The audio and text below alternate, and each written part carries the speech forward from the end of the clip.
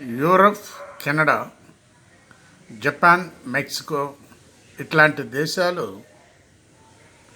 America దారిలోకి తెచ్చుకొని America చెప్పినట్టు వినేటట్టు చేసుకున్నది. అయితే అదేవిధంగా ఇండియాను కూడా దారిలోకి తెచ్చుకోవాలనే ఆలోచనలో ఉన్నది అమెరికా.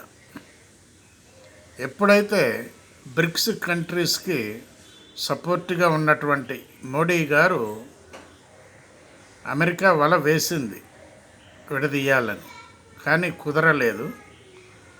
మోడీ గారు బ్రిక్స్కి సపోర్ట్ చేసి వారికి సపోర్ట్ ఇవ్వటం జరిగింది. దీనికి అమెరికా కొంచెం కోపంగానే ఉన్నది, నా దారిలోకి రాలేదని. అయితే మనం మొట్టమొదటి నుండి అమెరికా చెప్పినటువంటి దారిలో నడవటం లేదు.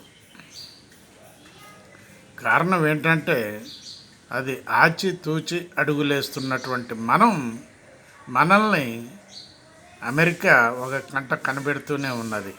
వీళ్ళు మన వలలో పడరు అనేటటువంటిది గ్రహించింది. అయినా కూడా ఆటల పోటీలో ప్రతి ఆటగాడు మేము గెలవాలని అనుకుంటాడు. కానీ ఆట ఆడుతుంటే తెలుస్తుంది దాని యొక్క రిజల్ట్. అర్థం చేసుకోండి. మిగిలిన విషయాలు మీకే వదిలేస్తున్నా. బాలసాని వీరప్రసాద్, హైదరాబాద్.